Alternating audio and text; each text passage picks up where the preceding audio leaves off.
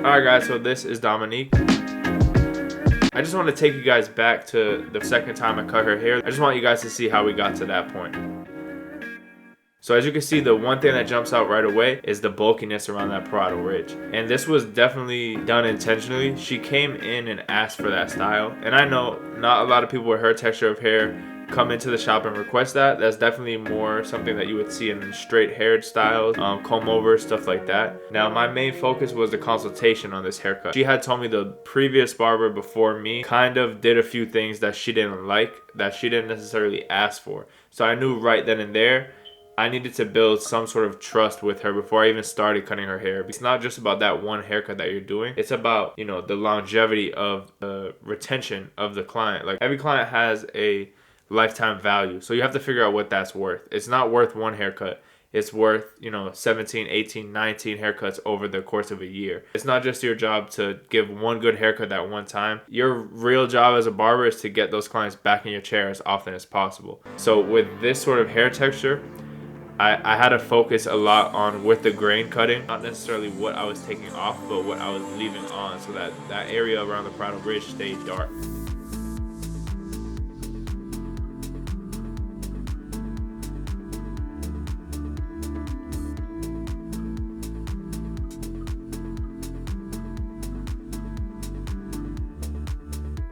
Now another thing that she had mentioned, and this was kind of crazy to me, the previous barber tapered her front hairline and she didn't ask for that. Now if a lot of you aren't aware of what tapering the front hairline is, it's sectioning out a portion of the hairline and lowering the length to line it up for, you know, with a style with a bun. The issue with that, which she explained to me, was she didn't like how the small hairs were just kind of poking and frizzing up after a couple days after her hair was cut. Again, with consultation, I wanted to make sure that she was aware of the two options that she had. The first one, which I knew from the jump that she probably wasn't going to agree with, but that was to let her hair grow out, let that section grow back in to where it was long enough to connect back into the top. And as you can see, that's a drastic change. It was going to take a very long time. So we went with option number 2, which was to actually lower the front hairline a little bit more than the sides. So we did a 2 with the grain on the sides.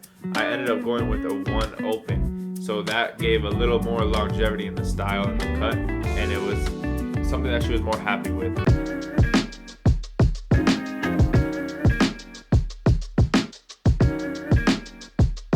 So all I'm doing right now is just blending the back with the sides. I always kind of fade into the other side when I'm doing the back, just to make sure that both sides are matched evenly.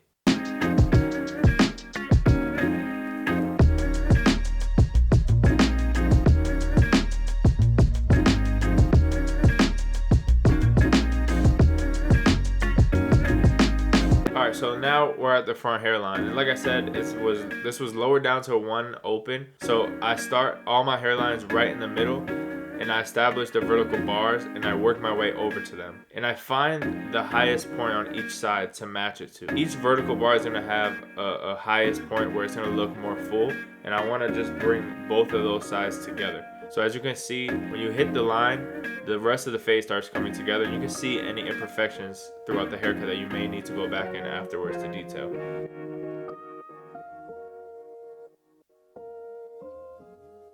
Now, in this service, I am going to add color, so I did mess up here. I used the razor first, and here's why you shouldn't do that. When you use the razor, you're breaking the skin. Regardless of if you cut the client or not, after you spray hairspray to lock fibers in or anything like that, the client is going to feel some sort of irritation, some sort of burn, and you don't want any sort of discomfort during the haircut. So always use the razor after you apply the enhancements. And now another thing that I want to mention, this Barber Magic Pencil, if you go on YouTube right now and you look back 5 to 6 years ago, the amount of hate that these things got was insane. Like, people were talking about how this is cheating for barbers, that, you know, it's covering up bad hairlines, it's eyeliner for the lineup, like crazy stuff like that, that it just makes me laugh, man. Like, this is another part of an enhancement service.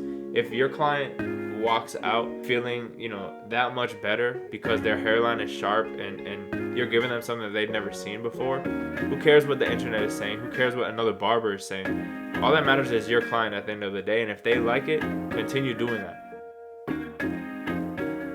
So we're pretty close to the end here. Guys, if you enjoyed this video, I know it was short, share it, give it a thumbs up. Leave some comments, let me know what you guys think.